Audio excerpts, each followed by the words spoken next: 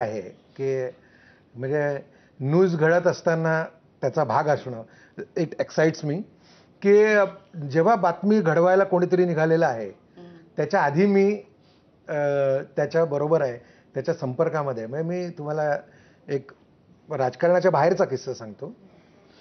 सायरस मिस्त्री माझे क्लायंट होते. अच्छा. आणि मला आउट ऑफ नो वेअर त्यांचा फोन आला आणि त्यांनी मला सांगितलं की मंदार मला हेलिकॉप्टर पाहिजे, मला या दिवशी हेलिकॉप्टर पाहिजे आणि इथून मला इथे हेलिकॉप्टरने जायचं आहे. तर त्यांचं पारशी समाजाचं एक प्रार्थनास्थळ आहे, तिथे त्यांना जायचं होतं. सो मी त्याप्रमाणे हेलिकॉप्टर 3-4 दिवस आधी रेडी केलं.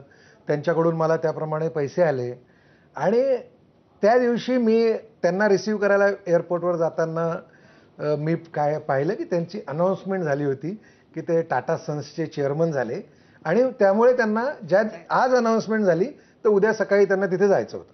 इतका मोठा माणूस, त्यांना मला एकदम आश्चर्य वाटलं. म्हणजे मी म्हटलं, अहो तुमची स्वतःची हेलिकॉप्टर्स इथं उभी आहेत. म्हटलं मिस्त्री साहेब तुम्हाला कदाचित माहीत नसेल पण तुमचा हँगर आहे अख्खा इथं एअरपोर्टला आणि तिथे त्या दिवशी रविवार होता त्यामुळे आम्हाला ॲक्च्युली ते कारमध्ये बसलेले होते. त्यांना म्हटलं मला तुम्ही ओळखत नसाल पण तुमच्या कंपनीच्या वॉचमनला मी ओळखतो, तर त्याला मी सांगतो 2 मिनिटात तुमची लाऊंज तुम्हाला उघडून देतो.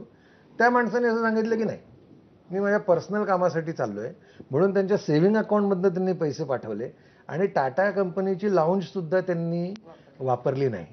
तर हे जे काही मोठेपणाची काही अशी अत्तर वाट्याला येतं ना, तो फार फुलफिलिंग अनुभव आहे.